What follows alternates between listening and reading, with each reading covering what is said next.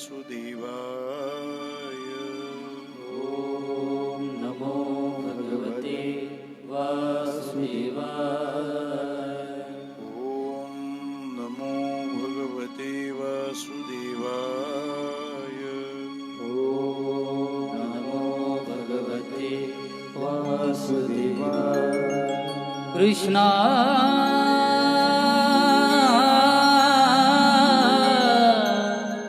कृष्णा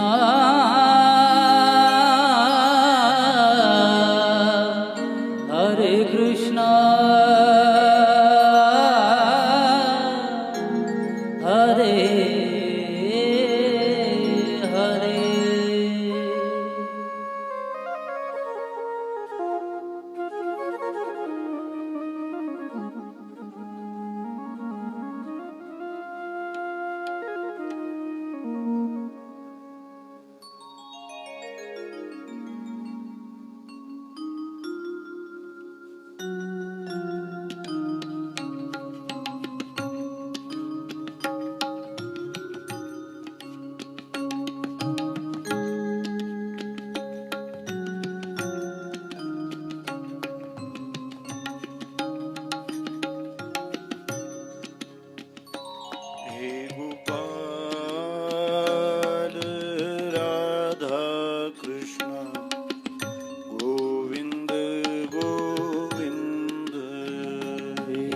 बोला सर्वांनी बोला।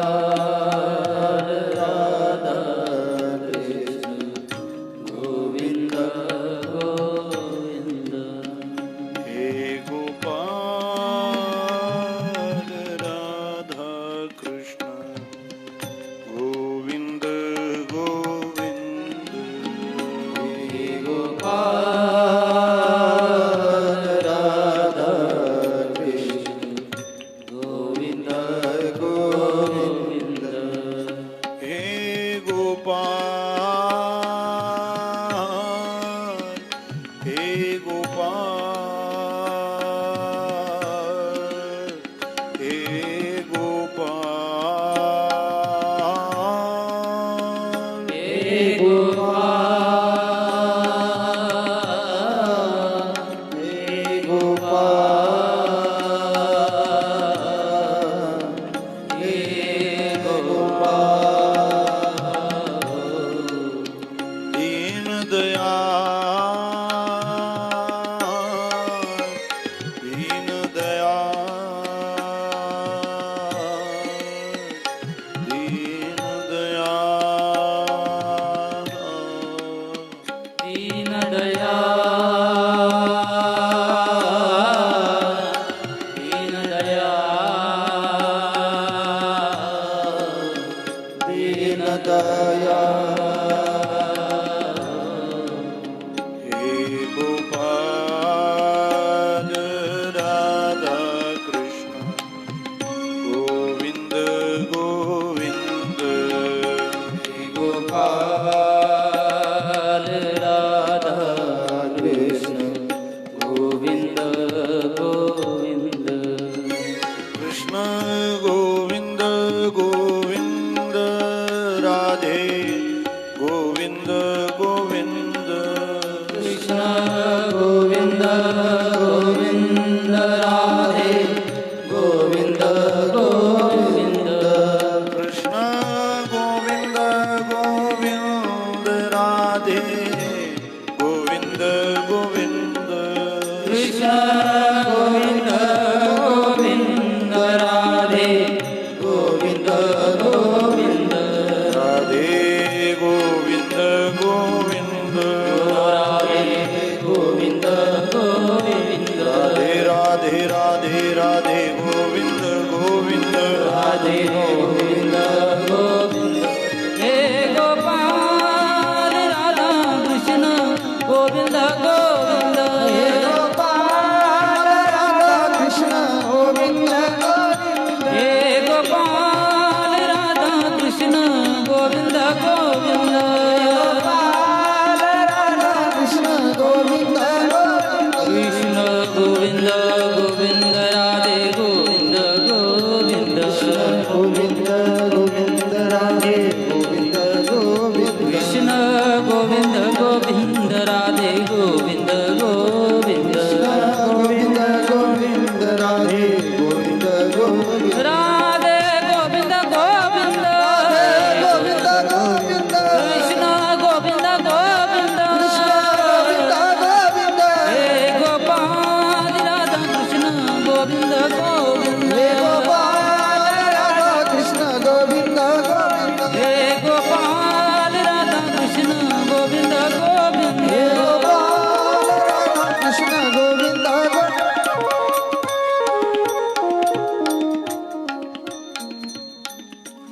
गोपाल कृष्ण भगवान की जय। वक्रतुंड महाकाय सूर्यकोटि समप्रभ निर्विघ्नं कुरु मे देव सर्वकार्येषु सर्वदा। गुरुर्ब्रह्मा गुरुर्विष्णु गुरुर्देवो महेश्वर गुरु साक्षात् परब्रह्म तस्मै श्री गुरवे नमः। वसुदेवसुतं देवं कंसचाणूरमर्दनं देवकी परमानन्दं कृष्णं वन्दे जगद्गुरुम्। कृष्णाय वासुदेवाय हरये परमात्मने प्रणतक्लेशनाशाय गोविन्दाय नमो नमः। वचनायिका कमलापती वचनायिका कमलापती माझी रंकाची विनंती माझी रंकाची विनंती कर जोडितो कथे काळी कर जोडितो कथे काळी आपण सावे जवळी आपण असावे जवळी घे माझी भाक घे माझे भाग जरी का मागणी आणिक जरी का मागणे आणिक कर जोडितो कथे काळी कर जोडितो कथे काळी आपण सावे जवळी आपण असावे जवळी तू कया बंधू म्हण देवा शब्द तुकाची राखावा कर जोडी दोघते काळी आपण सावे जवळी श्री नारायण जय नारायण जय जय नारायण नारायण श्री नारायण जय नारायण जय जय नारायण नारायण श्री नारायण जय नारायण जय जय नारायण नारायण श्री नारायण जय नारायण जय जय नारायण नारायण हरी जय जय नारायण नारायण जय जय नारायण नारायण हरी सद्गुरु नारायण नारायण सद्गुरु नारायण नारायण हरी सद्गुरु नारायण नारायण सद्गुरु नारायण नारायण जय जय नारायण नारायण जय जय नारायण नारायण जय जय नारायण नारायण जय जय नारायण नारायण हरी सद्गुरु नारायण नारायण सद्गुरु नारायण नारायण हरी श्री नारायण जय नारायण जय जय नारायण नारायण श्री नारायण जय नारायण जय जय नारायण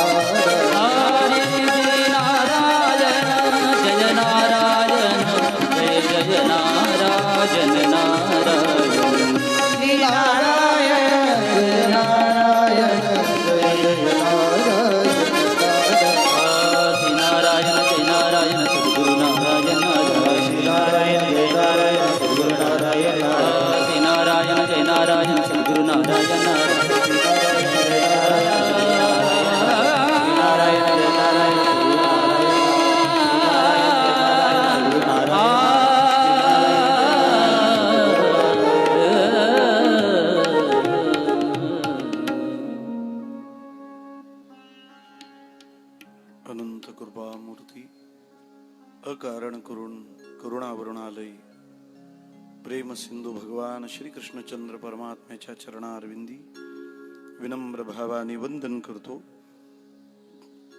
तत्स्वरूप आपणा सर्व श्रोते सज्जनांच्या चरणी नतमस्तक होतो. भगवंताच्या असीम कृपेने संत महात्म्यांच्या पावन आशीर्वादाने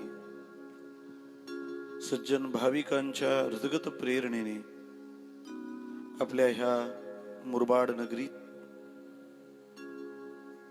तेलवणे परिवाराने संयोजित केलेली ही श्रीमद भागवती कथा, ज्या समाधानाची आम्हाला भूक आहे त्या समाधानाचा मार्ग सांगणं हा भागवताचा धर्म आहे. म्हणून हे श्रवण करणं आपलं कर्तव्य आहे.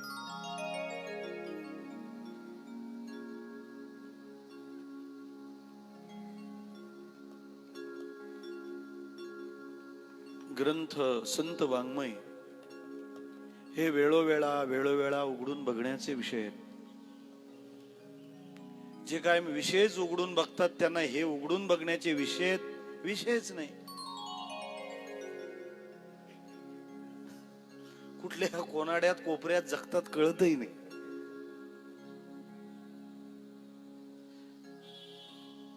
ग्रंथ ईश्वर प्राप्ती करून देतो असं कोणी म्हटलं तर ते कोणाला अतिशयोक्तीचं वाटेल.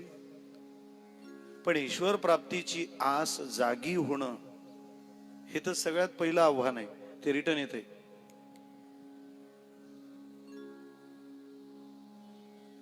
आणि ती उत्पन्न करणं हा भागवताचा प्रसाद आहे. तो त्याचा स्वभाव धर्म आहे.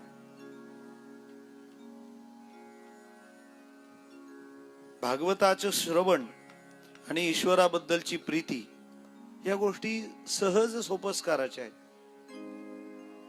तसं घडलं नाही तर समजायचं सांगणाऱ्याच्या सांगण्यात किंवा ऐकणाऱ्याच्या ऐकण्यात फॉल्ट असावा. कारण ते तसं घडणारच. साखर आहे आणि गोड नाही लागली म्हणजे काय? चिंच आहे आणि आंबट नाही लागली म्हणजे काय? कारला आहे आणि कडू नाही लागलं म्हणजे काय? आवळा आहे आणि तुरट नाही लागलं म्हणजे काय? तसं भागवत ऐकलं कृष्णप्रीती निर्माण झाली नाही म्हणजे काय? आणि ती प्रीतीच आपल्या जीवनाला परिपूर्णता आणि परमानंदाचा अनुभव घडविते. आजपर्यंत सगळ्या प्रीत्यांनी फक्त रीते करून ठेवलेत, रडवलंय, दुसरं काय?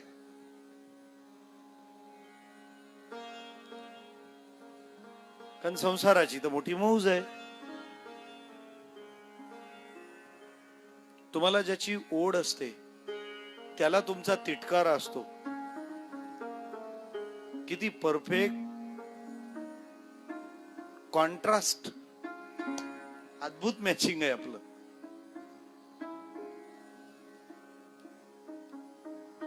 आपल्या पालकांना आपल्या सोबत राहायला आवडतं. आपल्याला आपल्या पाल्यांसोबत राहायला आवडतं.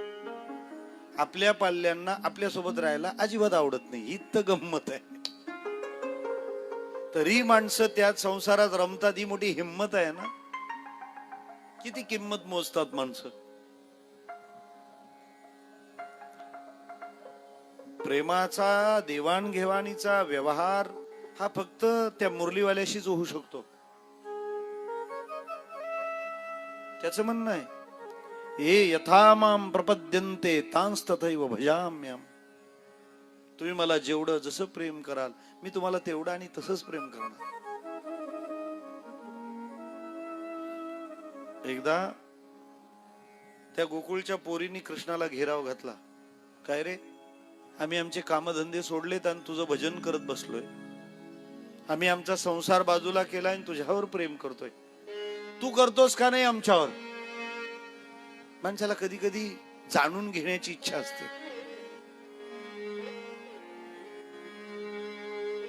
प्रपंचात माणसं चाचपून पाहत असतात. खरंच बुवा यांचं आहे का नाही, तर आपलं आपणच करत बसावं. धोका वाटतो. कृष्ण म्हणाला, मग तुमचं माझ्यावर प्रेम आहे तर मग माझं पण तुमच्यावर आहे. एका गवळणीला आणखी बुद्धिवाद, तिचं बीएला लॉजिक घेतलं होतं ना तिने. ती म्हणाली थांब, आमचं तुझ्यावर प्रेम आहे म्हणून तुझं आमच्यावर प्रेम आहे, पण तुझं आमच्यावर प्रेम आहे ते किती प्रेम आहे, काहीतरी परिमाण असेल ना. भगवान म्हणाले सांगतो, तुमचं माझ्यावर किती आहे ते पहिलं सांगा. गवळणी म्हणाल्या प्रश्नाचं उत्तर उत्तर असावं, प्रश्नाचं उत्तर प्रश्न नसावा. कृष्ण म्हणाला त्या प्रश्नातच उत्तर आहे, यात प्रश्नच नाही. गवळणी म्हणाले उत्तर दे. कृष्ण म्हणाला तुमचं माझ्यावर किती प्रेम आहे ते सांगा. लगेच उत्तर. राधेनं विचारलं असं काय आहे ते सांग. कृष्णाने सांगितलं मी कोणावर किती प्रेम करावं हे तो माझ्यावर किती प्रेम करतो यावर अवलंबून आहे. त्यामुळे कृष्णाने आपल्यावर किती प्रेम करावं हे कृष्णाच्या हातातच नाहीये, ते आपल्या हातात आहे. आपण त्यावर जितकं जसं करू तो तसं तितकं आपल्यावर करील. आणि सगळ्या साधू संतांची चरित्र हा त्याचा निर्वाळा आहे. ज्यांनी ज्यांनी भजन केलं सगळ्या आसक्तीला सोडून, काय नाही केलं देवानं त्यांच्यासाठी. चोकोबारायांचा पुण्यतिथी उत्सव चालू आहे आता. काय काम करावं चोकोबारायांकरता भगवंताने माहितीये. संत वाङ्मयात त्याचं उत्तर आहे.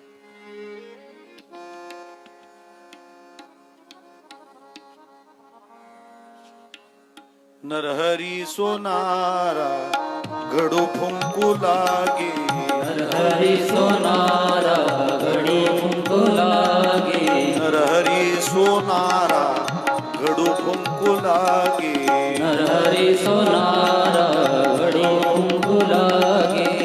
चोखा मेळ्या संगे ढोरे ओढी, ढोरे ओढी, चोखा मेळ्या संगे ढोरे ओढी, ढोरे ओढी.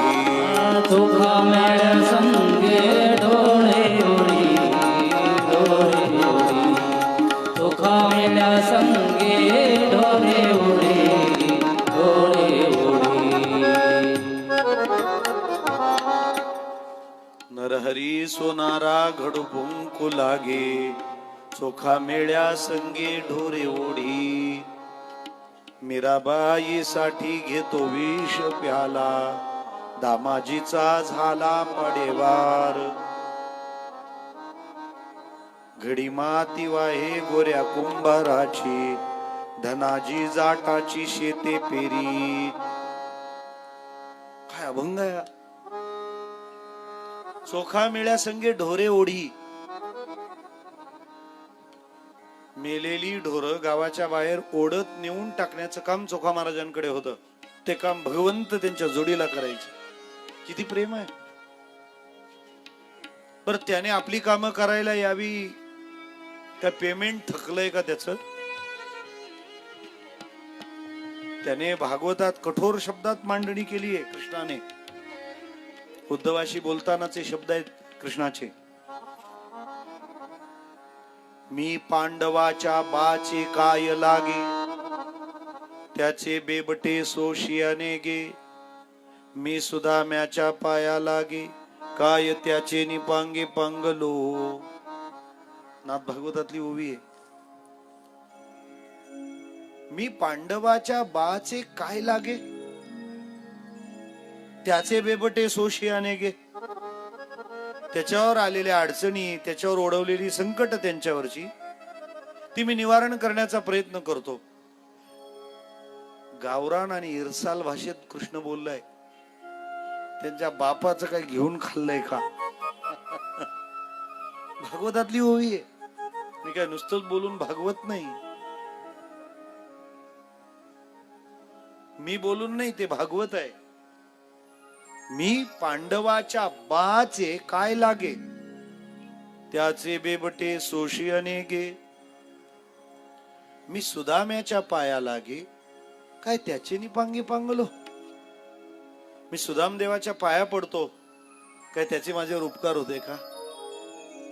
अरे उद्धवा, हा सगळा प्रेमाचा व्यवहार आहे. त्या ओव्या फार बघण्यासारखे आहे. 3 ग्रंथांवर नितांत प्रेम असावं. ज्ञानेश्वरी, गाथा, भागवतातल्या कृष्णा संबंधीच्या ओव्यात जीव वाळून टाकाव्या अशा आहेत. त्या ओव्यांमध्ये भांडण आहे. 8-10 ओव्या आहेत. तुमच्याकडच्या कीर्तनात मी त्या सांगितल्या होत्या, त्या शास्त्रीनगरला.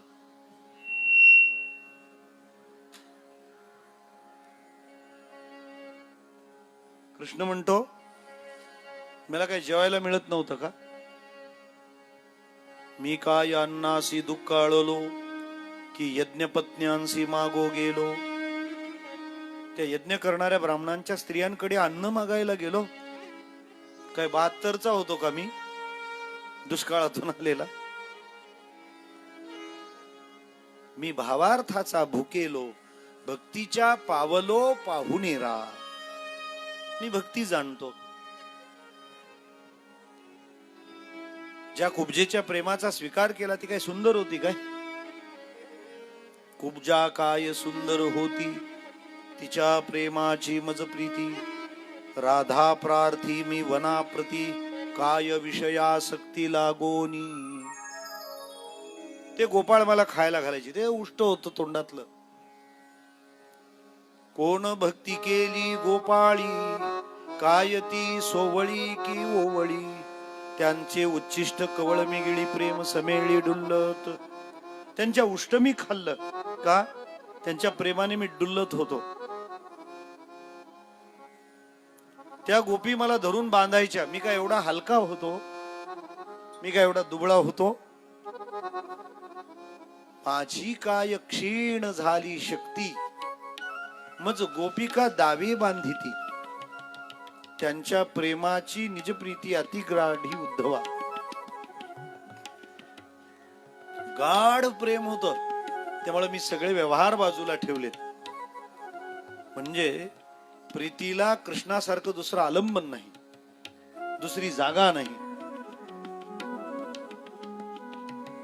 म्हणून त्या कृष्ण प्रीतीचा आमच्या अंतःकरणामध्ये उदय व्हावा, ते निर्माण व्हावं, याकरता एकच मार्ग आहे, भागवताचं श्रवण.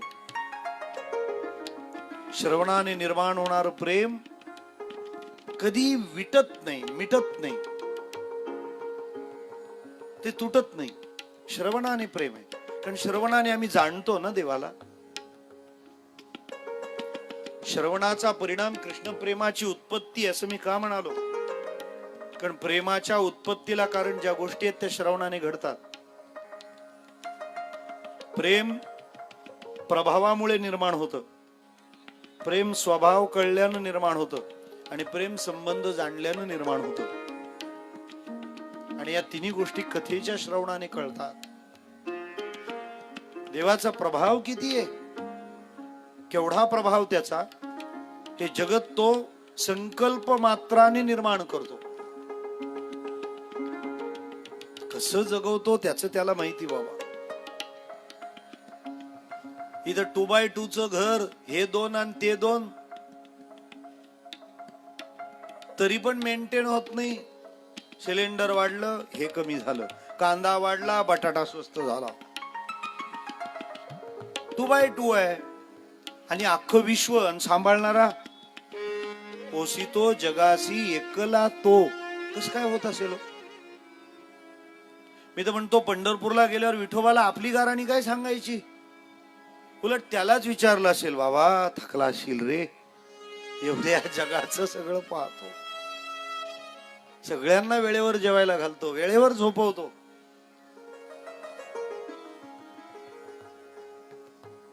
एखाद्या बाळाला थोपटायला आई नसली तर त्याला झोप येत नाही. ही तर जगाची आई आहे विठू माऊली. आपल्याला झोप तेव्हाच येते जेव्हा तो थोपटतो. फक्त तो कोणालाही थोपटत नाही, जो नीतीने वागतो त्याला थोपटतो, बाकीच्याला धोपटतो. हा, हे घोटाळे करणाऱ्यांना झोपा आहेत का जाऊन विचारा. ते उलट आपल्याकडे पाहून म्हणतात, काय भाग्यवान आहेत हे कथेत पण झोपतात. त्यांना झोपेच्या वेळेला झोपा येत नाही. कृष्णप्रीती अंतिम, आणि ते निर्माण होईल श्रवणाने. का? प्रभाव कळतो म्हणून, स्वभाव कळतो. देव करुणावान आहे. बहु आहे करुणावंत, अनंत हे नामजा. देव करुणेचा सागर आहे, तो प्रेम सागर आहे. त्याचा स्वभाव कळला की ओढ निर्माण होते. तो विटेवरचा परमात्मा प्रेम देण्यासाठी आलाय हे कळलं की पावलं आपोआप वळतात. ज्ञानेश्वर महाराज म्हणतात, पुंडलिकाच्या भावार्था गोकुळी हुनी झाला येता, निज प्रेम भक्ती भक्ता घ्या घ्या आता म्हणत असे. जन्माला आलात ना, एकदा तरी पंढरपूरला गेलंच पाहिजे. किती जण जाऊन आलेत सांगा बघू पंढरपूरला? पंढरपूर पाहिलंय? वा वा, धन्यवाद ज्यांची बोट अजून खाली आहेत. कथा आटोपल्यावर 10 दिवसाच्या आत पंढरपूरला जाऊन नाही आले तर खबरदार. आपल्यासाठी उभा राहिलाय तो. तुमच्यासाठी उभे राहिलोय असं म्हणणारे बरेच जण आहेत. ते त्यांच्यासाठीच उभे राहतात. आपल्यासाठी उभा राहिलाय तो. कटिकर ठेवून या, घाबरू नका, भाऊसागर एवढाच आहे. त्याचे पायी घाला मिठी, मोलने घे जगजेठी.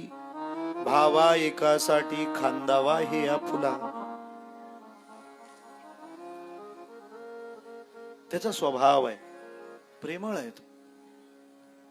तसा तो काही एकदमच प्रेमळ आहे असे यावरही जाऊ नका. घेशी तेव्हा देसी ऐसा अससी उदार. आधी सगळं काढून घेतो मग देतो, नाही तर देत नाही काहीच. पण संतांमध्ये राहून राहून राहून राहून तो जरा माणसाळलाय. त्याला पूर्वी माणसांचं फार असं नकोस वाटायचं. विठोबा देव आला पंढरपूरला तेव्हा फार स्ट्रिक्ट होता. मिसेसला सुद्धा वेगळ्या बंगल्यात ठेवली. काय गरज होती का दुसरं मंदिर बांधलं? दोघं मस्त सुखाने राहिले असती राजा राणी. नाही, ते रुक्माई माता तिकडे दुसऱ्या मंदिरात. एवढा स्ट्रिक्ट देव. पण जसे ज्ञानोबाराय भेटले ना, विठोबाला बदलूनच टाकलं. आता विठोबा कसा आहे? विठो माझाले कुरवाळा, संगे गोपाळांचा मी. विठो माझाले कुरवाळा. पुढे चाले ज्ञानेश्वर, मागे मुक्ताई सुंदर. ज्याने पत्नीला पण वेगळ्या महालात ठेवली. आता त्याच्या बा कोण कडेवर, कोण खांद्यावर, कोण कुठे कोण कुठे. असा तो कृष्ण परमात्मा. संतांनी त्याला बदलवून टाकलं विठोबाला. म्हणून त्याला भेटायला गेलो पाहिजे. तो प्रेमळ आहे.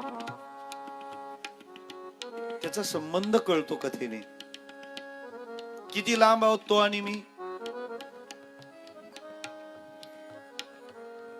तो माझा कोण लागतो हा प्रश्न पडतो ना. ज्ञानी म्हणतो देवाच्या एवढा लांब कोणीच नाही. भक्त म्हणतो देवाच्या एवढा जवळ कोणीच नाही. बाकीचे म्हणतात परेच्याही पलीकडं तो राहतो.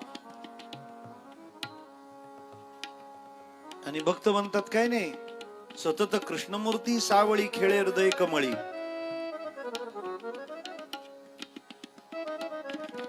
तो माझा आहे. तो इतक्या जवळ आहे, तितक्या जवळ कोणी येऊ शकत नाही. कोण आहे तो माझा? विठ्ठल बाप माय चुलता, विठ्ठल भगिनी आणि भ्राता. विठ्ठले विण चाड नाही गोता. तुका म्हणे आता नाही दुसरे. तुम्ही हो माता.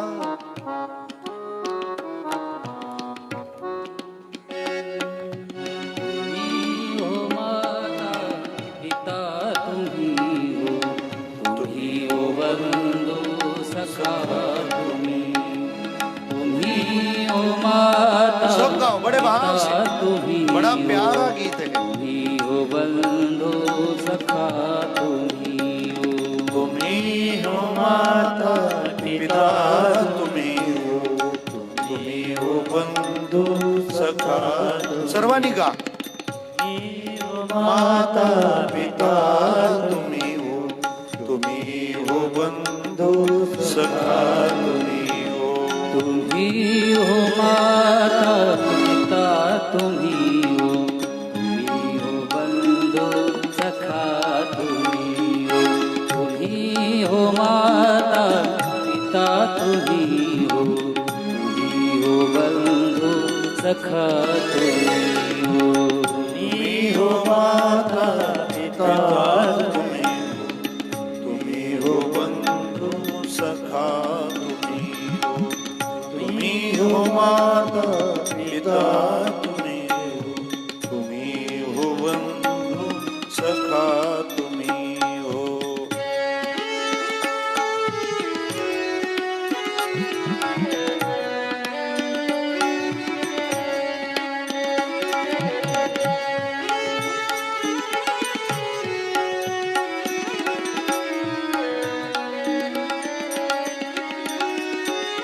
तुम्ही हो साथी तुम्ही सहारे कोई न अपना सिवा तुम्हारे तुम्ही हो साथी तुम्ही सहारे कोई न अपना सिवा तुम्हारे तुम्ही हो नैया तुम्ही खेवैया तुम्ही हो बंधु सखा तुम्ही हो माता पिता तुम्ही हो बंधु सखा तुम्ही हो माता पिता तुम्ही हो बंधु सखा तुम्ही।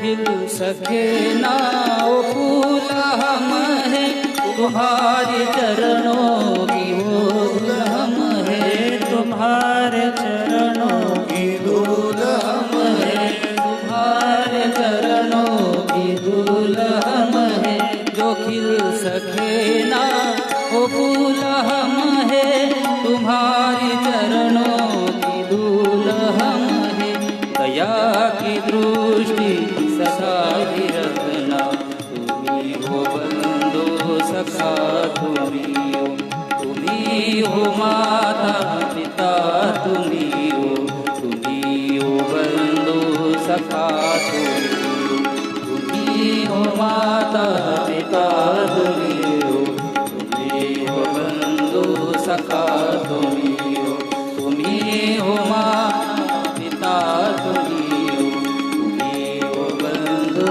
सखा तुम्ही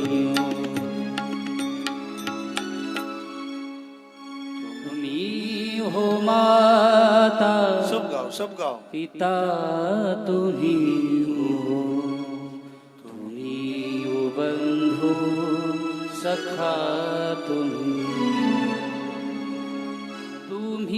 हो साथी तुम्ही सहारे कोई न अपना सिवा तुम्हारे तुम्ही हो नैया तुम्ही खिवैया तुम्ही हो बंधु सखा तुम्ही हो माता पिता तुम्ही हो बंधु सखा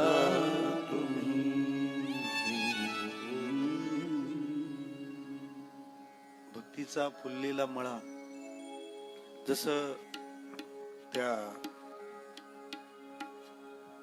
आसामच्या चहाच्या मळ्यात कधी कधी माजलेले हत्ती घुसतात, बरोबर ना? केरळलाही घडत असं, मुन्नारला वगैरे. तसे काही नास्तिकतेचे ढोल पिटणारे हत्ती भक्तीच्या मळ्यात पण घुसतात. अख्खी धुळदाण करून लावतात. कुठे जगात देव आहे, कशाला परंपरा, कशाला नामस्मरण, कशाला जप, कशाला रामायण पाहिजे, कशाला काही तर म्हणतात महाभारताची गरज नाही. ठीक आहे, हे सगळं उद्ध्वस्त केल्यावर जे भाव जीवन ओसाड पडतं, मग तेव्हा काय करायचं? तुम्ही लेखाव दारू पिता, लोक पितील काय? तुम्ही नको ते उद्योग कराल. आमच्या सात्विक मनाला काय? एक माळ जप केल्यानंतर मला जर मानसिक स्वास्थ्य प्राप्त होतं, तुला काय करायचंय? माझी माळ तुला काय प्रॉब्लेम करे? तू नको करू. त्याच्यामुळे चांगले कपडे घातलेला माणूस जसं कुठेही पटकन बसायला तयार होत नाही, आधी थोडं झटकून वगैरे घेतो, तसं अंतःकरण जर भावमय भक्तिमय बनलेलं असेल तर कोणातही बसताना जरा झटकून बसत चला. न जाणो तुमच्या भक्तीला तो दूषण देईल. त्याने दूषण देणं चूक नाही. त्या दूषणांचा एक दिवस तुमच्या भजनावर विपरीत परिणाम होऊ नये. कारण चुकीचं फार वेळा ऐकलं का ते बरोबर आहे असंही वाटू लागतं. मानवी मनाचा अभ्यास करणाऱ्यांनी ती नोंदवलेली मत आहे. खरं सांगू का, भजनात रमलेला माणूस जगाच्या व्याख्येत फार आगाव असतो. त्याच्याबद्दल लोक असंच बोलतात, फार आगाव आहे, सांगून ऐकत नाही. सांगून ऐकत नाही म्हणजे यांचं सांगणं ऐकण्यासारखं नाहीये. यांचं सांगणं काय, नामस्मरण करू नये, तेवढं देवळात जावं, हे एवढा वेळ करत बसतात काय? आता हे भक्तीच्या प्रांतात कुठं ऐकण्यासारखं? भजनाला कवच घालावं लागतं. काय लावतात? Scratch guard. का? कारण हा पृष्ठभाग तलम आहे, ह्याच्यावर रॅशेस येतील. मोबाईलची एवढी काळजी आहे, आपल्या साधनेची नको का काळजी घ्यायला? त्याला पण स्क्रॅच गार्ड लावायचा, म्हणजे त्यांच्या भाषेत निर्लज्ज व्हायचं. तुम्ही काही म्हणा, मला लाजच नाही. मी भजन करणार, मी देवळात जाणार, काही करणार, हो चालेल. आता ही तरुण मंडळी ऐकायला बसली भागवत.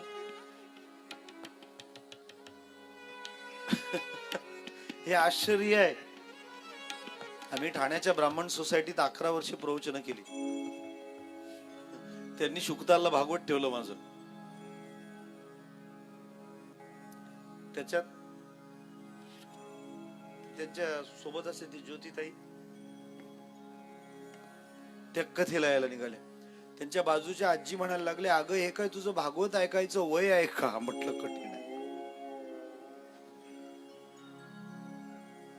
निर्लज्ज व्हावं लागतं. हो, मला भजन आवडतं, मला नामस्मरण आवडतं. नको ते उद्योग करणारी माणसं जर अगदी आपल्या ऍटिट्यूडने राहत असतील तर भजन करणाऱ्यांनी कशाला ऍटिट्यूड सोडावा? त्यांनी त्याच्या भजनाची मस्ती घालवू नये. मी त्याचा आहे, तो माझा आहे, हा संबंध भागवताचं श्रवण आपल्याला जाणवून देत. मग ते वेगवेगळ्या माध्यमातून असेल, निरनिराळ्या रीतीने असेल.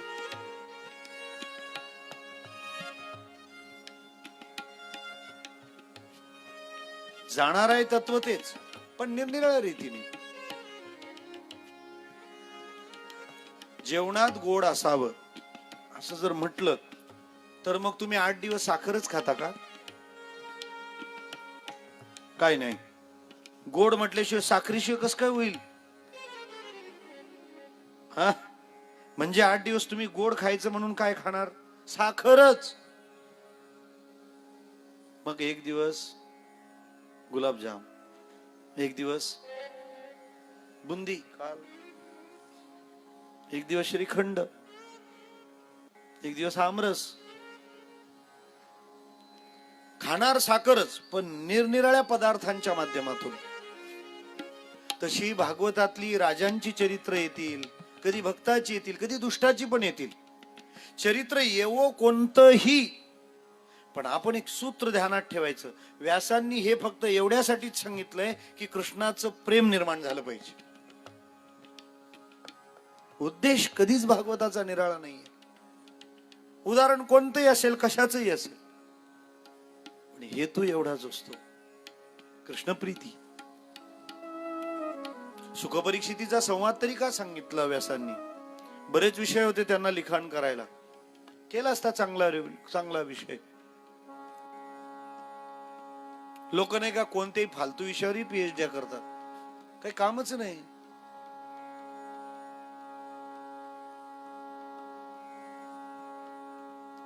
अंटार्क्टिकातल्या बर्फावर बसणार पाखरू, काय तू कधी जाणार आहे तिकडं, ते पाखरू कधी दिसणार आम्हाला? एकाने व्याख्यान ठेवलं होतं पुण्यात, बाजरीवरील कीड. अरे अरे, ते एखाद्याच्या शेतावर ठीक आहे, निरस विषय आहेत. व्यासांनी सगळे बाजूला ठेवलेत आणि शुकपरीक्षितीचा संवाद का सांगितला? कारण याच्यात कृष्ण आहे. सर्वसंग परित्याग करून आला होता, मरण 7 दिवसावर आलंय. त्याने 2 प्रश्न विचारले होते. मनुष्यानं सदा सर्वदा काय करावं, आणि मनुष्याने मरण समीप आलं असताना काय करावं?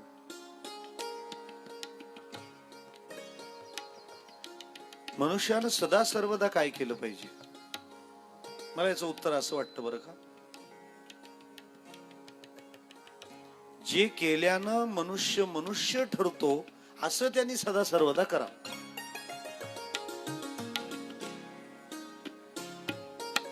उत्तर मुक्काम पोस्ट प्रश्न. प्रश्न काय?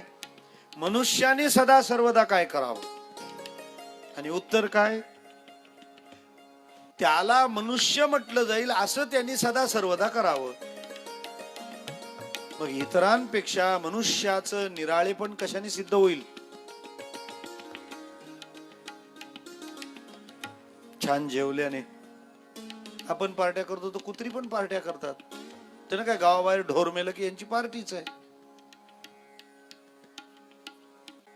पार्ट्या आहेतच. छान झोपलो, सगळे झोपतात. आहार निद्रा भय मैथून सर्व योनीसी समसमान. सगळ्यांना समानच आहेत त्या बाबी. आधी ब्रह्मा करोनी, शेवटी मशक धरोनी. सगळ्यांनी मान्य केलंय ते. Food, fear, sleep and sex या 4 गोष्टी प्रत्येक योनीत सारख्याच मानल्या गेल्यात. आणि तुमच्या जीवनाची सगळी धावपळ, सगळा खटाटोप जर तो त्या 4 साठीच असेल तर आपल्याला मनुष्य म्हणून वेगळं म्हणून घेण्याचं काही कारणच नाही. आपण प्राणीच ठरतो.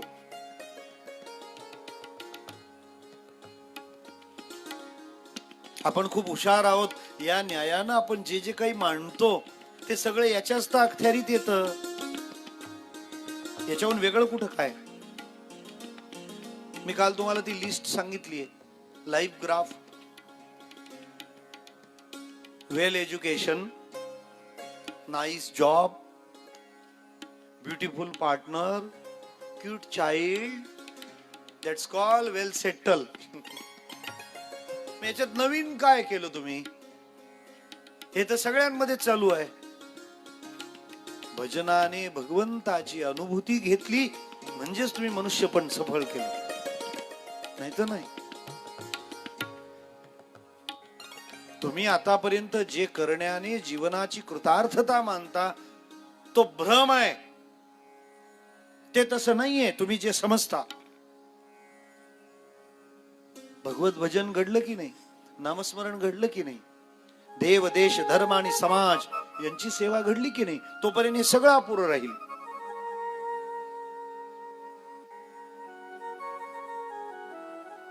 परिपूर्णता याने येणार आहे. आम्ही ज्याला कृतार्थता मानतो तो भ्रम आहे. मुलाचं लग्न जमत नाही तोपर्यंतच मुलाच्या आईला वाटतं एकदा लग्न झालं की मस्त मज्जा. त्याचं लग्न झाल्यावर 2च महिन्यात ती म्हणते तसा राहिला असता तरी चालला असता. काय प्रगती आहे. बरं आपले कृतार्थतेचे आले किती वेळा उभे राहतात, किती वेळा कोसळतात. एकाला जॉब नव्हता. सर्कशीवाल्यांनी बोर्ड लावलेला यांनी वाचला, वॅकन्सी. यांनी चला वॅकन्सी जाऊन तर बघू. त्याच्यात एक जॉब होता 10,000 रुपये महिना. यांनी विचारलं काय जॉब आहे. ते म्हणाले मागच्या महिन्यात आमच्या सर्कशीतला अस्वल मेलय. म्हणजे काही नाही, त्याचं कातड पांघरून राहायचं फक्त. त्याला वाटलं बरं आहे, काहीच काम नाही, नुसतं कातड पांघरून बसायचं. बरं कोणाला दिसणार पण नाही. चुकीचं आणि लाजीरवानं काम करताना ही अपेक्षा असते.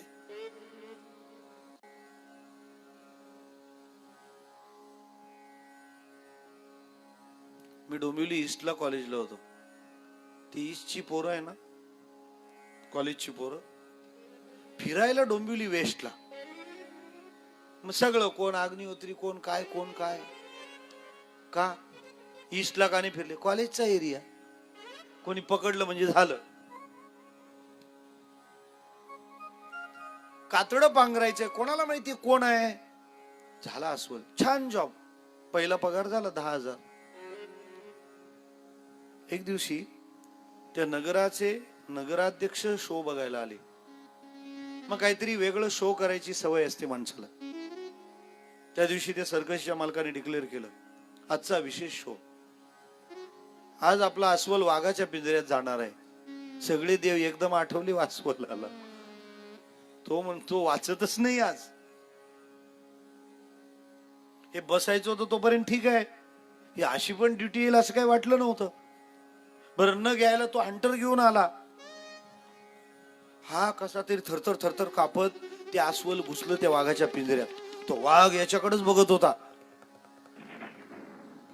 याचं ते थरथर थरथर ओढणं पाहिलं.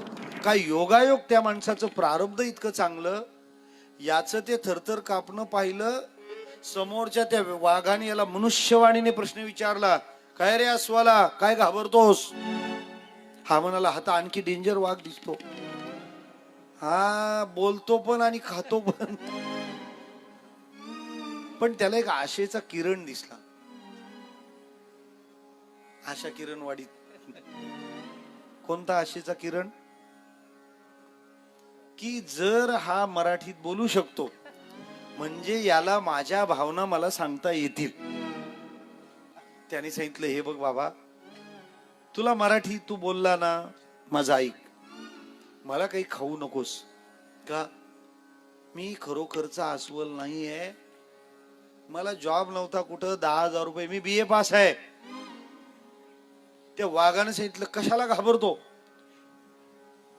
मी तरी कुठं खरा वाघ आहे म्हणे. तू BA आहे मी MA, तू 10,000 मी 15,000, एवढंच आहे, शांत राहा म्हणे.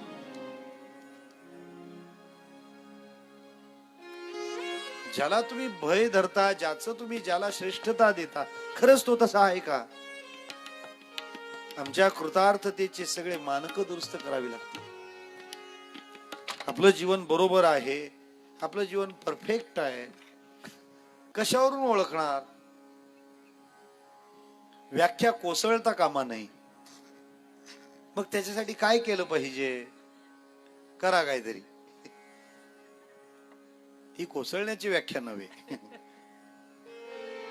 त्याला मार्ग एकच आहे, संतांकडून खुलासा करा. आणि ते तर म्हणतात तुका म्हणे जन्मा आल्याचे सार्थक. तुका म्हणे जन्मा आल्याचे सार्थक. ओ तुका म्हणे जन्मा आल्याचे सार्थक. तुका म्हणे जन्माल्याचे सार्थक. हे विठ्ठलची एक देख दिया, देख दिया. विठ्ठलची एक देख दिया, देख दिया. विठ्ठलची एक देख दिया, देख दिया. विठ्ठलची एक देख दिया, देख दिया. ओ तुका म्हणे जन्मा आल्याचे सार्थक. विठ्ठलची एक देख दिया, विठ्ठलची एक देख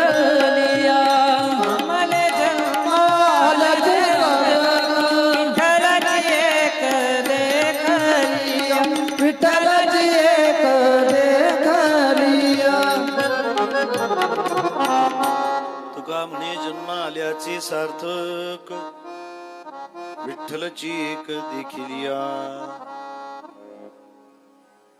सदा सर्वदा करण्यासारखं हेच. साधू संतांच्या जीवनाकडे पहा. आपण नुसते त्यांच्या पायाबिया पडतो, मस्तपैकी फोटोला गंधविंद लावतो. ते काय करतात तिकडे पाहत नाही. आणि त्यांना अपेक्षा ही असते, तुम्ही नुसती पूजा करण्यापेक्षा त्यांनी सांगितलेलं साधन करावं. आळंदीला गेलेलं माऊलीला आवडेलच, पण त्याही पेक्षा तुम्ही तुमच्या घरी राहून जर अखंड नामस्मरण केलं तर ते माऊलीला जास्त आवडेल. हो, जरी माऊलीने म्हटलं देवाची द्वारी उभा क्षणभरी, तरी माऊलीने हे पण म्हटलंय, रिकामा अर्ध घडी राहू नको. हे त्यातलं मर्म आहे, त्यातलं सूत्र आहे. सदा सर्वदा काय करावं? भगवत भजन. बरं, भजन करणाराच्या जीवनात काही प्रॉब्लेम्स येतात का? काही अडचणी येतात का? तुमचा भजन साधनेवर पूर्ण विश्वास पाहिजे. ते भजनच तुमची सगळी कामं करेल. माझी तर नव्या पिढीला विनंती आहे, तुम्हाला ऐश करायची असेल तर मला भेटा. फक्त भजनच करत राहण्याने जीवनाचा खरा आनंद घेता येतो.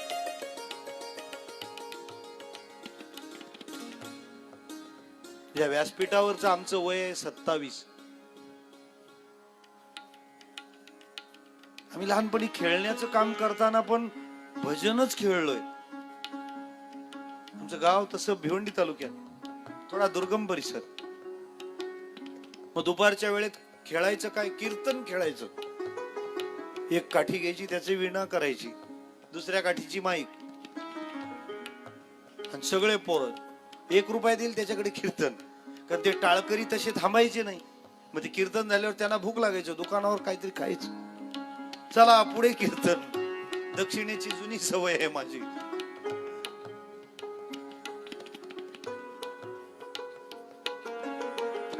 लक्षात घ्या, भजनात इतकं सामर्थ्य आहे ना, एखाद्या साम्राज्याचा सम्राट देखील तुम्हाला पाहून लालायित होईल. हे भजनाचं सामर्थ्य. तुकाराम महाराज म्हणाले, घोटवीन लाळ ब्रह्मज्ञान हाती, मुक्तात्मस्थिती सांडवीन. आपले केंद्रीय मंत्री कपिल पाटील एकदा आले होते कथेला. ते म्हणाले, महाराज एवढी लोक तुम्हाला जमतात? म्हटलं बस झालं आपलं काम. जगात कोणालाही तुमच्या सारखं व्हावंसं वाटेल, तुम्हाला कोणाच्याच सारखं व्हावंसं वाटणार नाही. हे म्हणतात, याला म्हणतात भजन. बस तुम्ही म्हणजे तुम्ही आहात. पैसा असेल नसेल, गाड्या घोड्या असतील नसतील, संपन्नता असेल नसेल, पण अंतःकरण इतकं भरलेलं राहील. सांगू आपल्याला,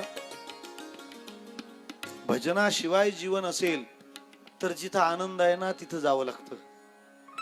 आणि ज्याच्या जीवनात भजन आहे तो जाईल तिथं आनंद आहे. कुठे घेऊन जातो तो आनंद? आनंदाचे डोही आनंद तरंग, आनंदाचे डोही आनंद. मस्ती कर गए. तो आनंद तुम्हाला कुठेही घेऊन जाईल. कुठेही घेऊन जाऊ नका.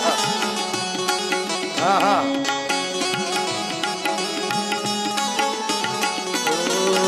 मुझे मेरी मस्ती जय हो.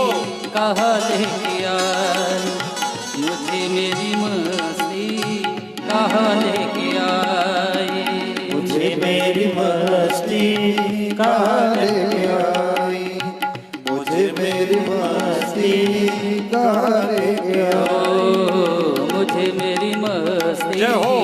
कहाँ लेके आई, मुरबाड. मुझे मेरी मस्ती कहाँ लेके आई, मुझे मेरी मस्ती कहाँ लेके आई, मुझे मेरी मस्ती कहाँ लेके आई, कहाँ लेके आई रे, कहाँ लेके आई, कहाँ लेके आई रे, कहाँ लेके आई, मुझे मेरी मस्ती कहाँ लेके आई, मुझे मेरी मस्ती कहाँ लेके आए। मुझे मेरी मस्ती कहाँ लेके आई, मुझे मेरी मस्ती कहाँ लेके आई।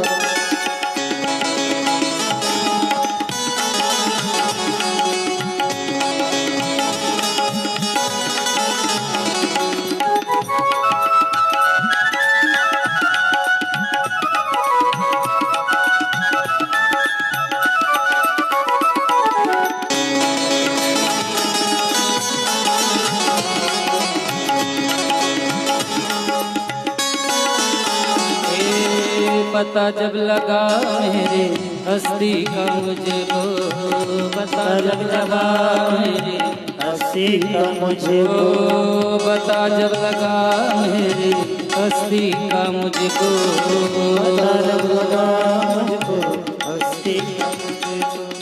शिवा मेरे अपने, शिवा मेरे अपने कहीं कुछ नहीं नहीं, मुझे मेरी मस्ती कहाँ लेके आई, मुझे मेरी मस्ती कहाँ लेके आई, मुझे मेरी मस्ती कहाँ लेके आई, मुझे मेरी मस्ती कहाँ।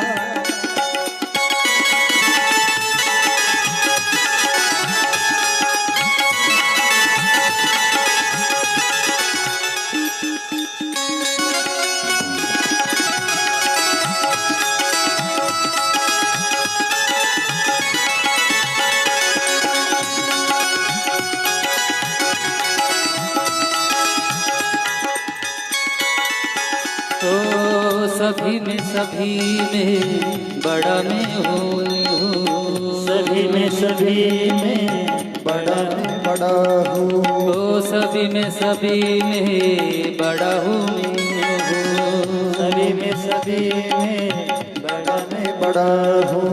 शिवा मेरे अपने,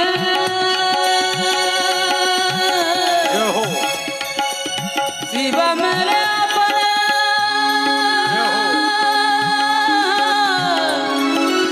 शिवा मेरे अपने,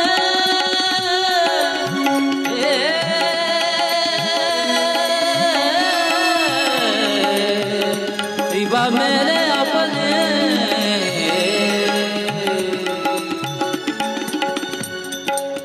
शिवा मेरे अपने, शिवा मेरे अपने, शिवा मेरे अपने, कहाँ कुछ नहीं नहीं, मुझे मेरी मस्ती कहाँ लेके आए, मुझे मेरी मस्ती कहाँ लेके आए, मुझे मेरी मस्ती कहाँ लेके आई, मुझे मेरी मस्ती कहाँ लेके आई। ओ कहाँ लेके आई रे, कहाँ लेके आई, कहाँ लेके आई रे, कहाँ लेके आई, मुझे मेरी मस्ती कहाँ लेके आई, मुझे मेरी मस्ती कहाँ लेके आई। मुझे मेरी मस्ती कहाँ लेके आई, मुझे मेरी मस्ती कहाँ लेके आई। ओ जहाँ मेरे अपने, जहाँ मेरे अपने, जहाँ मेरे अपने, सिवा कुछ नहीं नहीं, मुझे मेरी मस्ती कहाँ लेके आई, मुझे मेरी मस्ती कहाँ लेके आई, मुझे मेरी मस्ती कहाँ लेके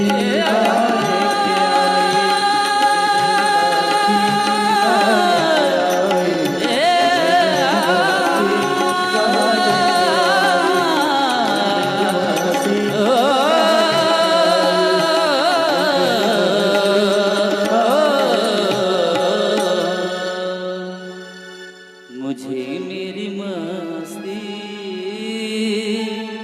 कहाँ लेके आई, कहाँ लेके आई रे, कहाँ लेके आई, जहाँ मेरे अपने, जहाँ मेरे अपने, सिवा कुछ नहीं नहीं, मुझे मेरी मस्ती कहाँ लेके आई। मस्ती मस्त हो गई. मनुष्याने सदा सर्वदा काय करावं तरी मी त्याहीपेक्षा असं म्हणेन, तुम्ही पूर्ण वेळ आनंदित राहता येईल असं करावं. चेहऱ्यावरची प्रसन्नता नष्ट होईल असं कोणतंही कृत्य करू नये. बस आम्ही म्हणतच नाही तुम्ही पाप करा का पुण्य करा. पावसला एक संत झाले स्वामी स्वरूपानंद.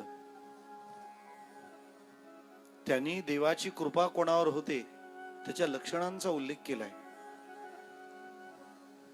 6 गोष्टी आहेत, सांगून ठेवतो. 6:30 वाजता.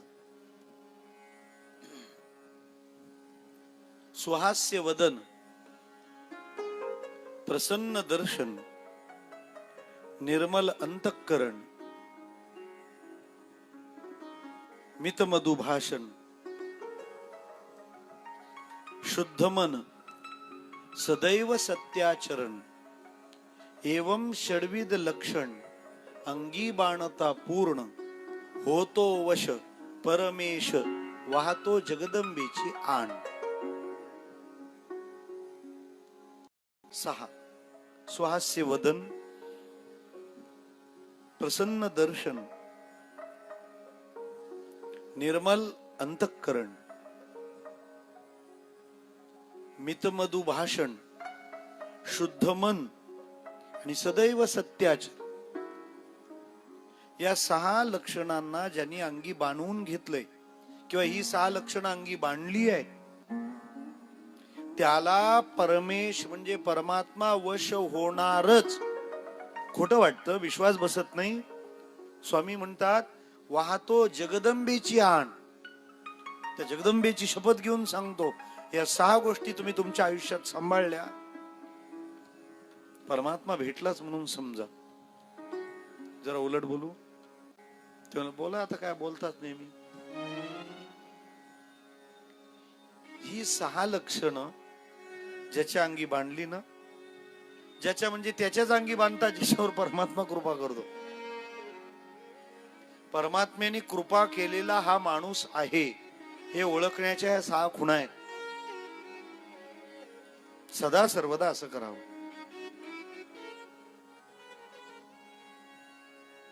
त्यांनी सदा सर्वदा असं का केलं काय माहिती. संतोष पवारला.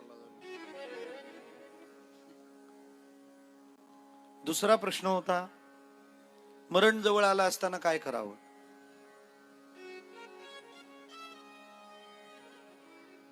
त्यांनी सांगितलं मरण जवळ आलं कसं काय कळणार. ज्ञानोबांचा का अभंग आहे, गमतीचं वर्णन आहे त्यात. त्यांनी मरण किती जवळ किती फुटावर आलंय त्याचं वर्णन केलंय. कानी घालून या बोटे नाद जे पहावे. कानात बोट घालायची, आता नाही, कथा आटोपल्यावर. नाही तर काय बोललो ते कसं कळ. कानात बोट घातलं की एक नाद ऐकू येतो. 100% येणार. 29 तारखेपर्यंत धोकाच नाही.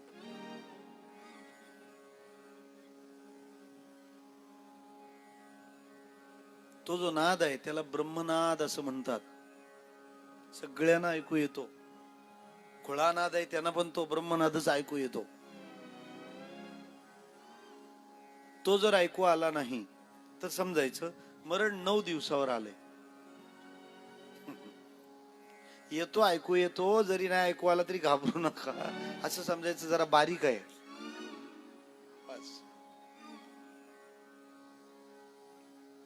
दुसरं, भुवया बघाव्या. दिसतात, दिसतील एवढ्या ठेवाव्या. फार अवघड आहे. कशाचंही भांडवल करतात लोक. केसातून घाम खाली येतो, त्याच्यात क्षार पदार्थ आहेत, ते सरळ डोळ्यात गेले तर डोळ्याला अपाय होणार. म्हणून देवाने 2 धरणं बांधलीत, बादशा धरण आणि बारवी धरण. त्याला पण तुम्ही कॅनॉल काढत असाल तर त्यात देवाचाही नाईलाज आहे.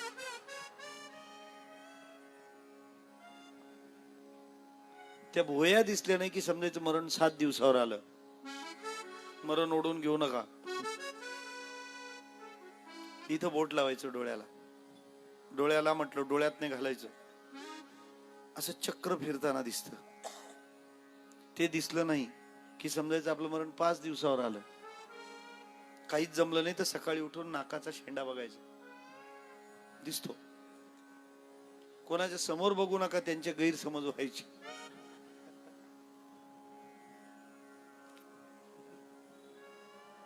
नाकाचा शेंडा बघायचा, तो दिसला नाही की समजायचं डेड एंड. नासागरीचे अग्र न दिसता नयनी म्हणा त्याची दिनी रामकृष्ण. माणसाला अंदाज येतो. मग मरण जवळ आलंय, काय केलं पाहिजे त्याने? ते म्हणाले आसक्तीच्या जागा सोडून द्या आणि एकांतात जाऊन थांबा. आसन सिद्ध करा, मरणाचं भय काढून टाका,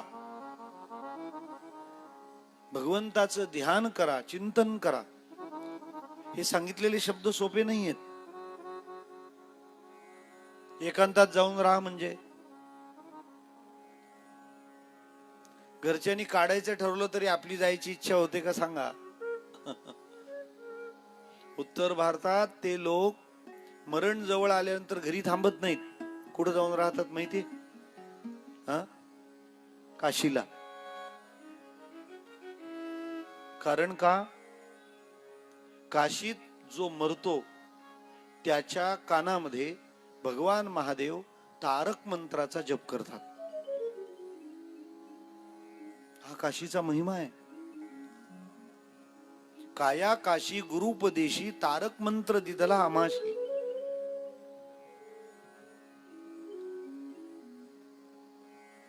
तारक मंत्राचा जप भगवान महादेव करतात. पूज्य डोंगरे महाराज सांगायचे, सुरतनु जमन आणि काशीनु मरण. म्हणजे जेवावं सुरतला, खूप सुरत, आणि मरावं काशीला. भगवान महादेव तारतात. आता इथून पुढे जास्त तारतील का? बाहेर येत आहेत हळूहळू. व्यापलेलं अज्ञान बाजूला करून ज्ञान वापीतून ते येत आहेत ना. काशीचा तो महिमा आहे. आणि आता महादेव सगळ्यांची काशीच करतील असं दिसतंय. मी काल म्हणालो ना, काय धनुष्यबाण डन, त्रिशूळ बिगिनिंग and बासरी कमिंग सून. तुका म्हणे गुप्त. काशीला महत्व आहे. माणसं मरण्यासाठी तिथे जातात. आसक्तीच्या जागा सोडा. डोंगरे महाराज म्हणायचे, तसही माणसाने वर्षातून 12 महिन्यातून 1 महिना घरापासून दूर राहावं. म्हणून पंढरीची वारी सोपा मार्ग आहे ना. घरातून दूर राहावं म्हणजे तिकडे जायचं आणि तिकडून इकडे फोन करायचे नाही.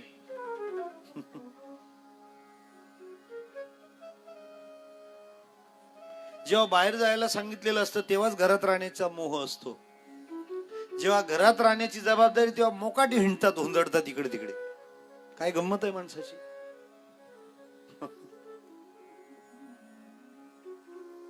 वानप्रस्थ नावाचं आपलं तृतीय कर्म आहे. ब्रह्मचारी, गृहस्थी, वानप्रस्थी आणि संन्यस्त. भजनासाठी ठेवलेला वेळ आहे की नाही? त्या काळात ती मरणाची तयारी करायची असते. मरणाची भीती घालवायला सांगितलीये. भीती कशाची आणि कोणाची वाटते? अगदी सोपं सांगू, फार जास्त लांबलचक नाही, भेण्याचं कारण नाही. भीतो 2 प्रकारचा वर्ग. एक, माणूस भीतो केव्हा? जेव्हा नाही करायला पाहिजे ते केलं की भीतो. आणि दुसरं, करायला पाहिजे ते नाही केलं तर भीतो. राहतील लक्षात? कोण भीतो? पहिला, जे नाही करायला पाहिजे ते केलं तर भीतो. आणि दुसरं, जे करायला पाहिजे ते नाही केलं तर भीतो. नाही कळलं? अगदी सोपं. शाळेतले दिवस आठवा. काहीतरी खोडी केलेली राहते आणि मग कोणतरी सरांना नाव सांगत.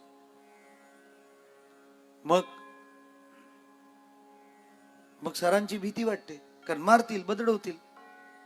नाही करायला पाहिजे ते केलं तर भीती.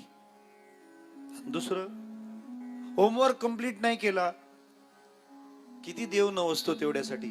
सरांच्या पोटात दुखू दे, सरांची सायकल पंक्चर होऊ दे, तुला नारळ आठवीन पाय हा माझा नवस. बरं, ते येतात, बीपी हाय झालेला असतो, विचारू नयेत अशी मधून मधून देवाला प्रार्थना असते. अख्खा पिरियड मोकळा होतो, सर काही विसरलेले असतात. पिरियड संपून ते जायला निघणार, दारापर्यंत गेले आणि आपल्यातला एक आमदार फुटला. सर त्या वह्या तपासायच्या राहिल्यात. त्याच्यानंतर त्या विद्यार्थ्याकडे किती प्रेमाने पाहतो आपण. तू भेट फक्त नंतर. सरांची भीती का वाटत होती? दोनच कारण ना. जे नाही करायला पाहिजे ते केलं म्हणून भय, आणि दुसऱ्या भयाचं कारण करायला पाहिजे ते नाही केलं म्हणून भय. मरणाला भिण्याचं कारणच ते आहे. नाही करायला पाहिजे ते केलं असेल तर भीती वाटणार. काय नाही करायला पाहिजे, चुकीची कामं आहेत, नाही करायला पाहिजे.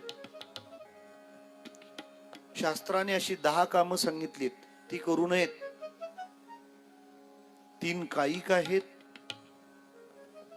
कायिक नाही, कायिक शरीराकडून घडणारी. 3 वाचिक आहे, 4 मानसिक आहे.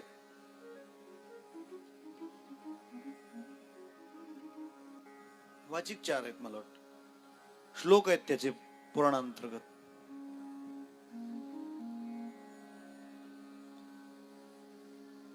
अदत्तानामुपादानम हिंसा चैव विधानतः परदारोपसेवाच कायिकं त्रिविधम स्मृतम. 3 गोष्टी शरीराकडून घडता कामा नये. कोणत्या?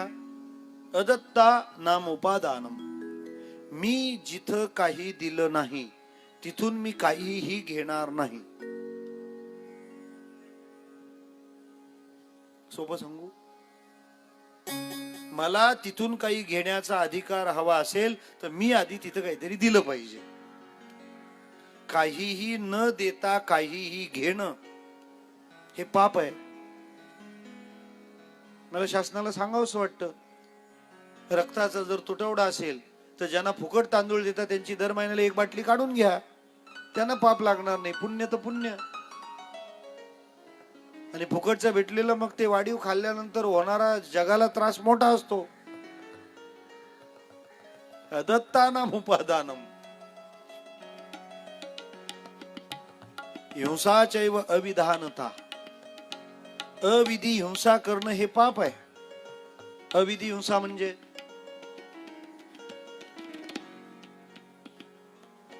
एखादा शत्रू आक्रमण करून आला, आपल्या सीमेच्या आत घुसला, मग मिलिटरीने त्याला उडवलं, त्याला ठोकलं धरून, त्याचं काय पाप आहे का? नाही. योद्ध्याला पाप नाही, कारण तिथली हिंसा योग्य आहे. गांधीजींनी आपल्याला अर्धच सांगितलंय. काय? अहिंसा परमो धर्म. त्याच्या पुढे एक वचन आहे, धर्म हिंसा तथैवच. अहिंसा हा परमधर्म आहे, पण धर्मासाठी केलेली हिंसा सुद्धा धर्मच आहे. मारामाऱ्या करायला उकसवतोय आम्ही असं नाही, परंतु काही ठिकाणची हिंसा गरजेची आहे, ती तुम्हाला करावीच लागेल. कोणी जर आपल्या राष्ट्राच्या सीमे इकडे घुसत असेल, मग त्याला सैनिक अडवणार. ती हिंसा मान्य आहे, ती हिंसा स्वीकारार्ह, ती तिथली तुम्हाला करावीच लागेल. मच्छर जर अंगावर बसला, मग त्याला काय सांगणार? हे बाबा किती दिवसाचा भुकेला आहे, नाही बस. बरोबर ना? त्याला मारा असं काय मी म्हणत नाही, तसे तर तुम्ही सोडतच नाही. कधी कधी येतं कीर्तनात ते म्हणत केलंय आणि जय विठ्ठल. मग त्याची सोय काय? त्याला आकलून लावा किंवा येऊ देऊ नका. पण अविधी हिंसा पाप आहे. तिसरी बाब परदारोप सेवाच, परस्त्रीकडे वाईट भावनेनं पाहणं हे शरीराकडून घडणारं पाप आहे. 3 झाली कायिक, 3 मानसिक आहेत. परद्रव्येष्वभिध्यानम मनसानिष्ट चिंतनम वितथाभिनिवेशस्य मानसम त्रिविधम स्मृतम. दुसऱ्याची संपत्ती मला कशी लाभेल, प्राप्त होईल असा मनात विचार करणं हे पाप आहे. दुसऱ्याचं वाईट व्हावं असा विचार मनात येणं पाप आहे. काही लोक फार गमतीचे राहतात. दुसऱ्याचं नुकसान झालं का म्हणतात बरोबर आहे, आपल्या विरोधात गेला ना, कसा देव लांब नाही, अरे त्याचे प्रारब्ध तुझ्यामुळे नाही घडलं. एक माळ जप केल्यावर किती फॅसिलिटी वापराव्या. दुसऱ्याचं अनिष्ट चिंतू नये. आणि अभिनिवेश, खोटा भाव दाखवणं मानसिक पापच आहे. हा बरे झाले, खूप दिवसांनी भेटले, मनातून कुठून दिसला, असं करू नये. परमार्थाचा सगळ्यात मोठा शत्रू आहे ढोंग. जे वाटतं ना तसंच राहा, ऍज इट इज, जसं आहे तसं. उगाच फॉर्मॅलिटीच्या नावाखाली ढोंगी बनू नये. जे आहे ते मोकळं सांगावं. Man should be open hearted. मोकळे मन, रसाळ वाणी याची गुणी संपन्न, कारण ते मानसिक पाप आहे. वाणीकडून घडणारी 4 दोष आहेत. पारुष्यम अनृतम चैव पैशून्यंचापि सर्वशा असंबद्ध प्रलापश्य वाङ्मयस्या चतुर्विधम. रसहीन बोलणं, कठोर बोलणं, निंदा करणं, खोटं बोलणं हे वाणीकडून घडणारे 4 दोष आहेत. या 10 गोष्टी आपल्याकडून घडल्या तर मरणाला भिवू आपण. जे करायला नाही पाहिजे ते केलं म्हणून भीती. दुसरं, करायला पाहिजे ते नाही केलं मग भीती आहे.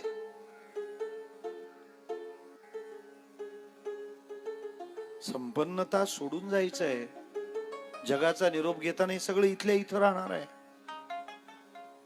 लय जीव लावलेले दागिने पण इथं ठेवायचे आहेत, मग सुना भांडणार आहेत त्याच्यावर.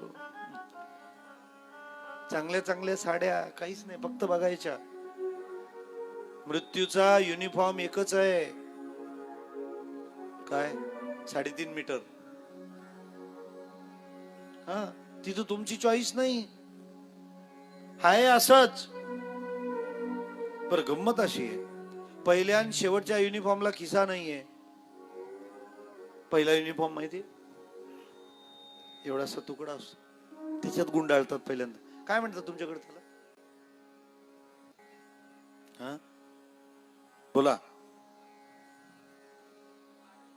बाळवत, बरोबर आहे.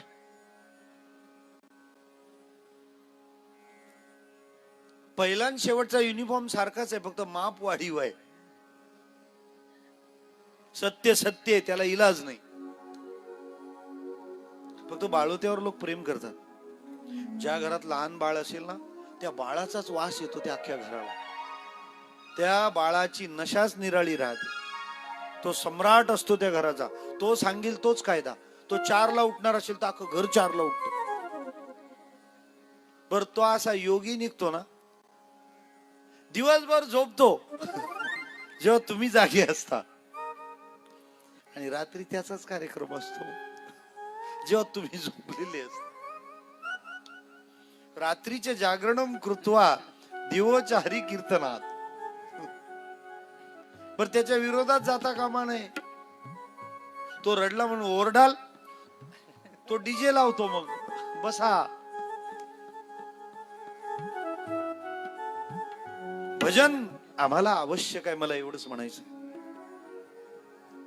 शुकदेव सांगतात त्या भजनाने तुझं जीवन निर्भय बनेल. पुढची तयारी काय, हे थांबणार आहे. केलेल्या सत्कर्माचं पुण्यस्थ सोबतीला येतं. आणि ज्याने भरपूर भजन केलंय ना, तो मरण आणि जन्म एकसारखं मानतो. एक राजा होता.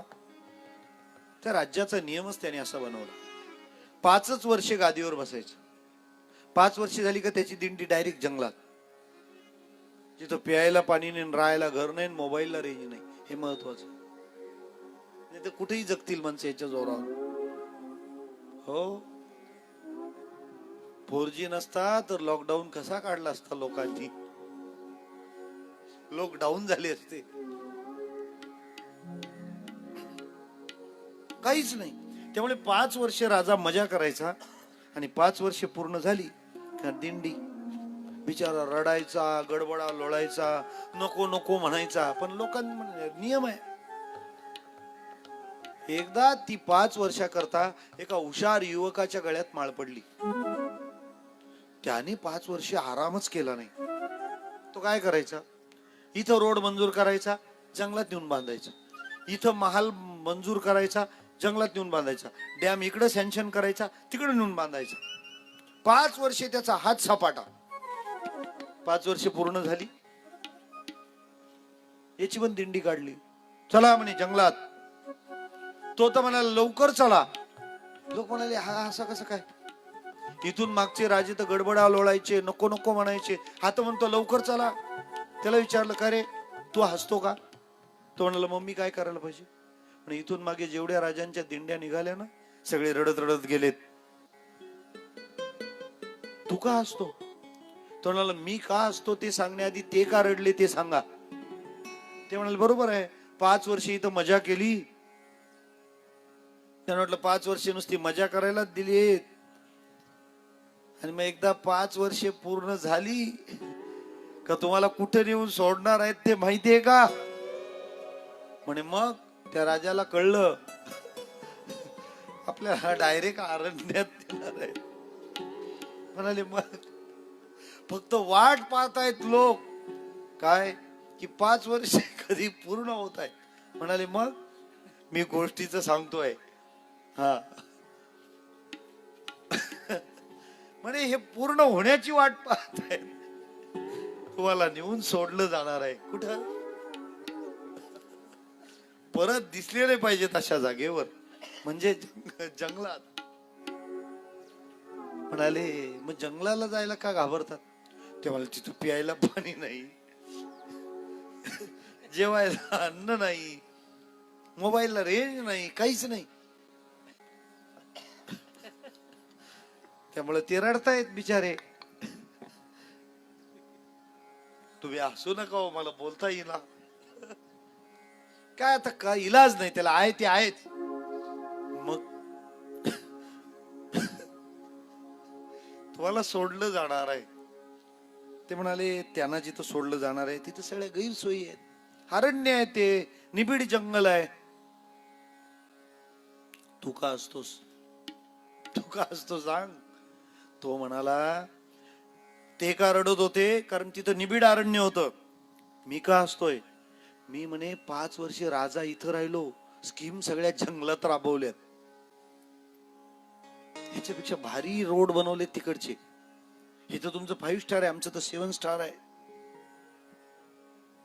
येऊन बघा नुसते इतक्या सुविधा फॅसिलिटी. त्याच्यामुळे उलट मलाच घाई झाली, कधी इथून मला हकलता आणि तिकडून नेऊन ठेवता. मला काय म्हणायचंय, इथून मागचे सगळे रडत गेलेत, हाच का हसत चाललाय. कारण यांनी इथं राहताना अजिबात आराम केला नाही, इथं असताना त्यांनी नियोजन तिथलं केलं. मला एवढंच म्हणायचंय, इथं आहोत ना आता, इथं असताना हे नियोजन करा की तिथं हाल होणार नाहीत.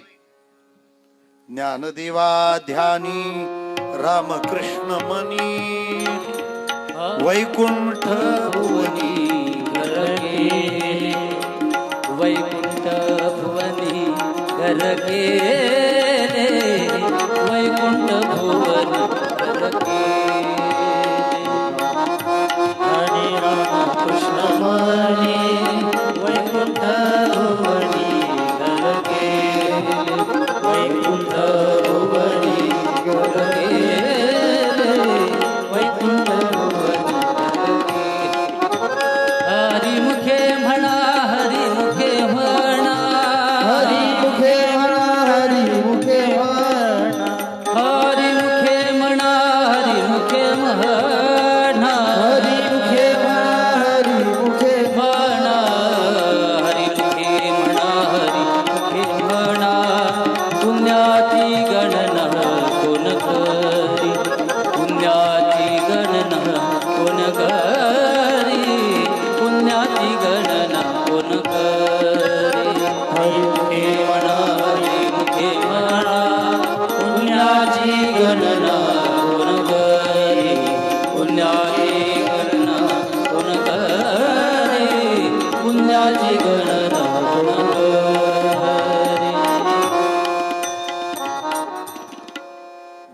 देवा ध्यानी रामकृष्ण मनी वैकुंठ भुवनी घर केले. याने निर्भयता साध्य होईल. भगवंताचं ध्यान करावं. द्वितीय स्कंदामध्ये उपासना सांगितल्या. तुम्हाला काय हवंय? ज्या ज्या सद्गुणांची ज्या ज्या वैशिष्ट्यांची तुम्हाला प्राप्ती व्हावी असं वाटतं त्या त्या वैशिष्ट्यांना हस्तगत करण्याचे साधनाचे मार्ग आहे.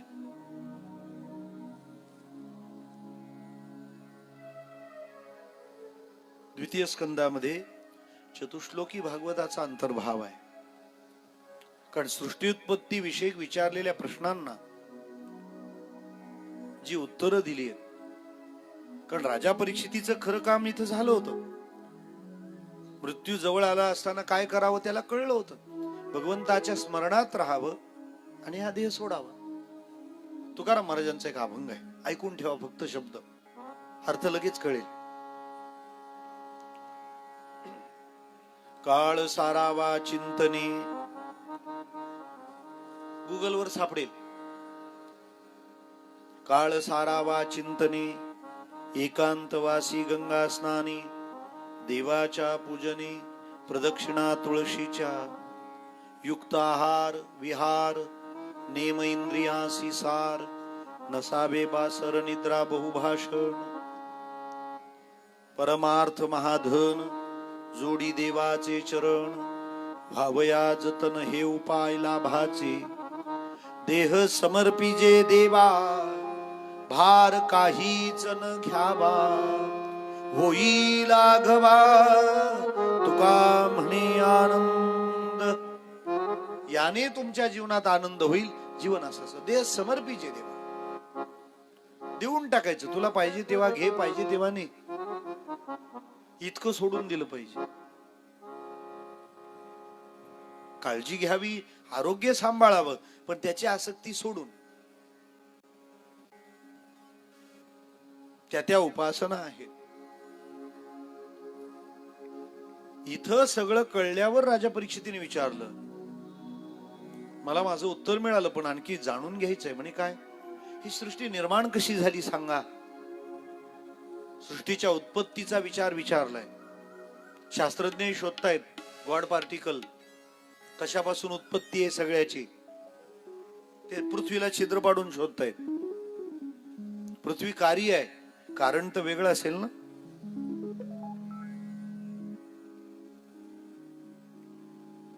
ते म्हणाले ते ब्रह्म शरीर होत, परब्रह्म हजारो वर्ष तसंच पडलेलं होतं. तो एकटाच होता. इच्छा निर्माण झाली की अनेक व्हावं. सृष्टी संकल्पाचा मंत्र आहे एकोहम बहुस्याम. एकातून अनेकाची निर्मिती, एकातून अनेकाची निर्मिती. एकोहम बहुस्याम.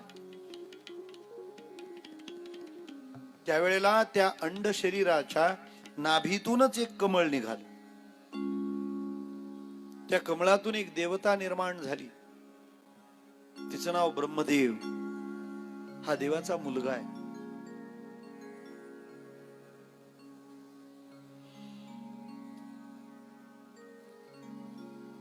त्याला काही कळे ना, सुचे ना. तो इकडे तिकडे पाहता पाहता त्याच्या एका मुखाची 5 मुख झाली. ब्रह्मदेवाला 5 डोकी होती. पार्वतीच्या लग्नात पार्वतीकडे पाहून हा काममोहित झाला म्हणून शंकराने 5वं उडवलं, 4 राहिली. खुलासा करायला राजस्थानला जाऊन या. पुष्कर ब्रह्मदेवाचं एकच मंदिर आहे. आम्हाला छान लाभ मिळाला होता पुष्करचा. पुष्कळ ठिकाणी कथा केल्या पण पुष्करची कथा वेगळीच.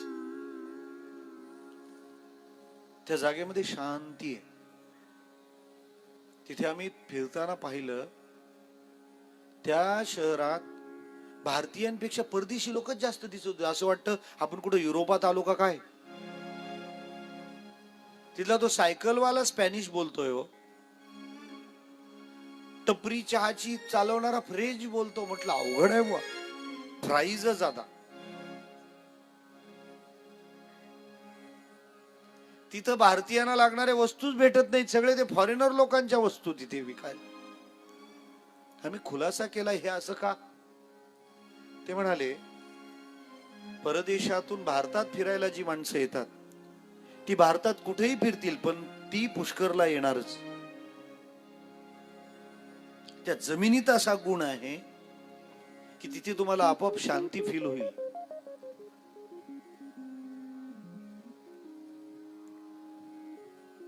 तिथे सगळ्यात जास्त लोक इस्रायल वरून येतात आणि इस्रायल वाल्यांना फार युद्ध करावं लागतं. शेजारी असे असल्यावर दुसरा उद्योग काय करावा लागेल. आणि इस्रायलच्या नागरिकाला सैन्याची ड्युटी कंपल्सरी आहे, 6 वर्षे करायचीच असं म्हणतात. इस्रायलला जो वेढा पडलेला आहे सगळ्या राष्ट्रांचा, ते सगळे पीडा करतायत, पण एकटा सगळ्यांना पुरून उरलाय. त्याचं कारण आहे तिथं 100% देशभक्त आहेत, गद्दारांचा तिथं वावर नाहीये म्हणून. मग जेव्हा 6 वर्षे ती मिलिटरी ड्युटी पूर्ण होते, त्या युद्धाचा ताण तणाव आलेला असतो. मग ते तो जो टेन्स आहे तो रिलीज व्हावा, तो थोडा कमी व्हावा, निघून जावा, ते तेवढ्यासाठी भारतात येतात. आणि भारतात येणारे सगळ्यात जास्त लोक राजस्थानला जातात, पुष्कर. का बरं असं असावं? त्याचं कारण आहे प्रोड्युसरचं ऑफिस आहे, निर्मात्याची जागा आहे ना ती. त्या ब्रह्मदेवाला 4च डोकी राहिली. तो ब्रह्मदेव विचार करतो, मला कसं कळेल, मी काय करावं, मी कुठून आलोय, मी कुठे जाणार, मी कसा राहणार, काय करणार. त्याला काही सुचेना. त्या कमळाच्या पानावरून पाणी खाली पडत होतं, त्याचा टप टप असा आवाज येत होता. तेवढ्यातून याने बोध घेतला की टप टप म्हणजे तप करायचंय. शिकणाऱ्याला सृष्टी कुठूनही शिकवते. भाव धरी तया तारील पाषाण, दुर्जना सज्जन काय करी. भाव धरला तर दगड सुद्धा तारतो. मी काय केलं पाहिजे? तप. दिव्य असं सहस्त्र वर्षे तप केलंय ब्रह्मदेवाने. त्या तपाच्या परिणामामध्ये भगवंत हंसाचं रूप घेऊन तिथं आले आणि ब्रह्मदेवाला 4 श्लोकात उपदेश केला. हंस रूपी ब्रह्मा उपदेशी श्री हरे, स्वरूपी ब्रह्मा उपदेशी श्री हरे. ओम स्वरूपी ब्रह्मा उपदेशी श्री हरे, स्वरूपी ब्रह्मा उपदेशी श्री हरे. विचारी भागवत भागवत, चतुश्लोकी चारी भागवत भागवत. चतुश्लोकी चारी भागवत भागवत.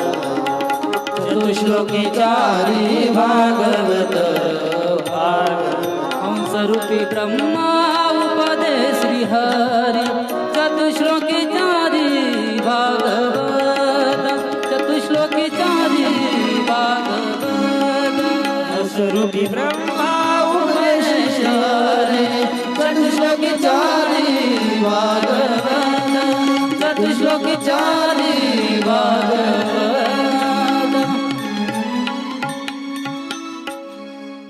स्वरूपी ब्रह्मा उपदेशी श्रीहरी, चतुश्लोकी चारी भागवत. 4 श्लोकात 4 तत्व ब्रह्मदेवाला समजावून सांगितली. पहिल्या श्लोकात ब्रह्मतत्व, दुसऱ्या श्लोकात माया तत्व, तिसऱ्या श्लोकात जगत तत्व आणि शेवटच्या श्लोकात जीव तत्व. त्यातून ब्रह्मदेवाला सृष्टी उत्पत्तीची प्रेरणा मिळाली. सृष्टीच्या उत्पत्तीचा एक क्रम असा. दुसऱ्या क्रमात जो तृतीय स्कंदात गायला गेलाय, परमात्म्याने आपली जी छाया, तिचं नाव माया, तिचं ईक्षण केलं. ईक्षण म्हणजे बघणे.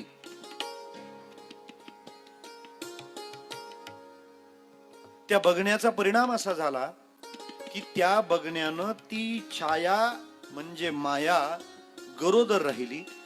तिच्या उदरामध्ये त्रिगुणाचा गर्भ वाढला. महद्द्रव्य रूपानं ती प्रसवली, त्याने अहंकाराला जन्म दिला. मी जगात सगळ्यात आधी जन्माला आलाय. त्यामुळे प्रत्येक जण जर काय शोधत असेल तर मी कुठं आहे, बरोबर ना? आपण एखाद्याच्या घरी लग्नानंतर गेलो तर तो त्याचे लग्नाचे अल्बम दाखवतो. बघावं लागतं. आता त्याचा चहा प्यायचा असतो,